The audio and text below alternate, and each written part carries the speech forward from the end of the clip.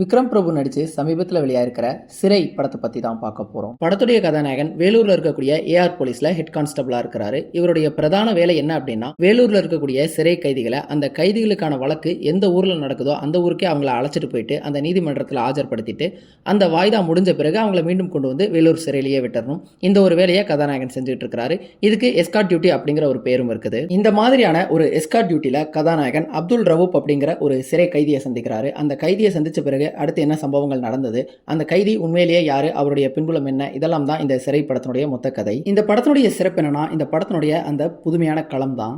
பொதுவாக தமிழ் சினிமாக்களில் காவல்துறை சார்ந்த பல படங்களை நம்ம பார்த்துருப்போம். கதாநாயகர்களே காவலர்களாக வரக்கூடிய படங்களையும் நம்ம பார்த்துருப்போம். ஆனால் இந்த படத்தில் இதுவரைக்கும் சினிமாக்களில் காண்பிக்கப்படாத காவல்துறையில் ஆயுதப்படை எப்படி இருக்கும் அப்படிங்கிறதையும், அந்த எஸ்கார்ட் டியூட்டி அப்படிங்கிறது என்ன அப்படிங்கிறதையும் இந்த படத்தில் காமிச்சிருந்தாங்க. அது ஒரு புதுமையான விஷயமா இருந்தது. இந்த ஒரு புதுமையான களத்தை முடிஞ்ச அளவுக்கு உண்மைக்கு நெருக்கமாக சித்தரிச்சிருந்தாங்க. அதுக்காக இவங்க பண்ணியிருந்த சின்ன சின்ன நுணுக்கங்கள், சின்ன சின்ன டீட்டெயிலிங் கூட பார்க்கக்கூடிய பார்வையாளர்களுடைய கவனத்தை ஈர்க்கும் விதத்தில் சுவாரஸ்யமா இருந்தது. அது மட்டும் இல்லாமல் இந்த களத்துக்கு ஏற்ற மாதிரியான ஒரு உயிரோட்டமான திரைக்கதையும் காட்சி அமைப்பையும் இந்த படத்துக்கு வடிவமைச்சிருந்தாங்க. இந்த ஒரு காரணத்தினால இந்த படத்தை பார்க்கும் பொழுது ஒரு முழு படத்தை பார்த்த ஒரு திருப்தி நமக்கு கிடைக்குது. அதே மாதிரி இந்த படம் நெடுகவே நிறைய ரசிக்கத்தகுந்த காட்சிகள் இருந்தது. முன்னாடியே சொன்ன மாதிரி அந்த போலீஸ் டிபார்ட்மெண்ட்ல வரக்கூடிய காட்சிகள் ஆகட்டும், அதன் பிறகு விக்ரம் பிரபு முதல்ல அந்த சிறை கைதியை சந்திச்ச பிறகு அடுத்தடுத்து வரக்கூடிய காட்சிகள் ஆகட்டும், அதன் பிறகு மூணார் ரமேஷ் வரக்கூடிய ஒரு காட்சி ஒன்று இருக்குது. அந்த காட்சி ஆரம்பிக்கும் பொழுது ஒரு பரபரப்போட ஆரம்பிச்சு அது முடியும் பொழுது ஒரு நெகிழ்ச்சியான உணர்வோட முடிஞ்சது. அந்த இடத்துல வசனங்களும் நல்லா இருந்தது. இதே மாதிரி இந்த படத்துல நிறைய இடங்கள்ல வசனங்களும் நல்லா இருந்தது. இந்த படத்துக்கு என்னதான் விக்ரம் பிரபு கதாநாயகனா இருந்தாலும் அவருடைய பார்வையில தான் இந்த கதையை நம்ம பார்க்க தொடங்கினாலுமே கூட இந்த படத்துடைய பிரதான கதாபாத்திரம் அப்படிங்கிறது அந்த சிறை கைதியா வரக்கூடிய கதாபாத்திரம் தான். அந்த ஒரு கதாபாத்திரத்தையும் அந்த கதாபாத்திரத்தினுடைய அந்த பின்னணியையும் சரியாவே வடிவமைச்சிருந்தாங்க. அது இந்த படத்துக்கு ஒரு பெரிய பலமா இருந்ததுன்னு சொல்லலாம்.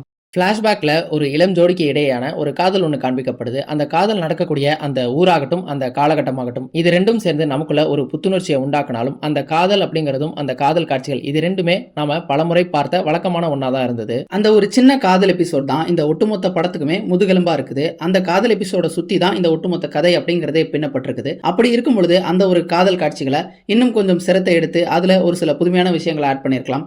ஆனால் அது ஒரு வழக்கமான காதல் கதையாகவே போயிடுச்சு. அந்த காதல் அப்படிங்கிறது இப்படிதான் தொடங்கும், இதுக்கு இந்த மாதிரியான பிரச்சனைகள் தான் வரும், இது இப்படிதான் முடியும் அப்படிங்கறத நம்மளால யூகிக்கவும் முடியுது. கதாபாத்திரங்களை பொறுத்தளவுக்கு விக்ரம் பிரபு அவருடைய கதாபாத்திரத்துக்கு பொருத்தமாவே இருந்தாரு. ஒரு எத்திக்ஸ் இருக்கக்கூடிய ஒரு போலீஸ் அதிகாரியா அந்த கதாபாத்திரம் நல்லாவும் வடிவமைக்கப்பட்டிருந்தது. அடுத்ததா அவருடைய உதவியாளர்களா வரக்கூடிய அந்த 2 போலீஸ் கதாபாத்திரங்களும் நல்லா இருந்தது. அதுல ஒரு போலீஸ் கதாபாத்திரம் பாத்தீங்க அப்படின்னா ஒரு அதிகார மமதையில இருக்கக்கூடிய ஒரு கதாபாத்திரமா வடிவமைக்கப்பட்டிருந்தது. அந்த ஒரு கதாபாத்திரத்தின் வாயிலா சமூகத்துல பொது புத்தி அப்படிங்கிறது எப்படி இருக்கு அப்படிங்கிறதையும் அதுக்கு ஏத்த தக்க விடையையும் அந்த கதாபாத்திரத்துக்கு கொடுத்திருந்தாங்க. அந்த வகையில அந்த கதாபாத்திரம் ஒரு முக்கியமான கதாபாத்திரமா இருந்தது. அடுத்ததா இந்த ஒட்டுமொத்த படத்திலேயே முக்கியமான கதாபாத்திரங்கள் அப்படின்னா அந்த காதல் ஜோடியா வரக்கூடிய அந்த 2 பேருடைய கதாபாத்திரங்கள் தான். அந்த கதாபாத்திரங்கள் எழுதப்பட்டிருந்த விதம், நடிகர் நடிகை தேர்வு, அது அவங்க நடிச்சிருந்த விதம், இது எல்லாமே நல்லா இருந்தது. அந்த 2 கதாபாத்திரங்களை சரியா வடிவமைச்ச காரணத்தினால தான் இந்த ஒட்டுமொத்த படத்தையுமே நம்ம பார்க்கும் பொழுது உணர்வு ரீதியா நம்மளால தொடர்பு படுத்திக்க முடிஞ்சது. இந்த மாதிரியான படங்கள்ல படத்தினுடைய முடிவு இப்படிதான் இருக்கும் அப்படின்னு பார்வையாளர்களுக்கு ஒரு எதிர்பார்ப்பு அல்லது ஒரு கணிப்பு ஒன்று இருக்கும். ஒரு கதாசிரியரா அல்லது ஒரு இயக்குனரா மக்களுடைய எதிர்பார்ப்புக்கு மீறி அதுக்கு ஒரு ஆன்டி கிளைமேக்டிக்கான ஒரு முடிவை கொடுத்துடணும் அப்படிங்கிற ஒரு டெம்டிங் ஒன்று இருக்கும். ஆனா இந்த படத்துல அந்த மாதிரியா எதுவும் செய்யாம இந்த ஒட்டுமொத்த படத்துக்குன்னு ஒரு ஆன்மா ஒன்று இருக்கு. அதை எங்கேயுமே செதுச்சிராம ஒரு சரியான முடிவை கொடுத்த மாதிரி தான் தனிப்பட்ட முறையில எனக்கு தோணுச்சு. மொத்தத்துல இந்த சிறைப்படம் எப்படி இருக்கு அப்படின்னு கேட்டீங்கன்னா ஒரு சில குறைகள் இருக்குது. ஒரு சில விஷயங்களை இன்னும் கூட பெட்டரா பண்ணி இதை இன்னும் கூட நல்ல படமா பண்ணியிருந்திருக்கலாம்.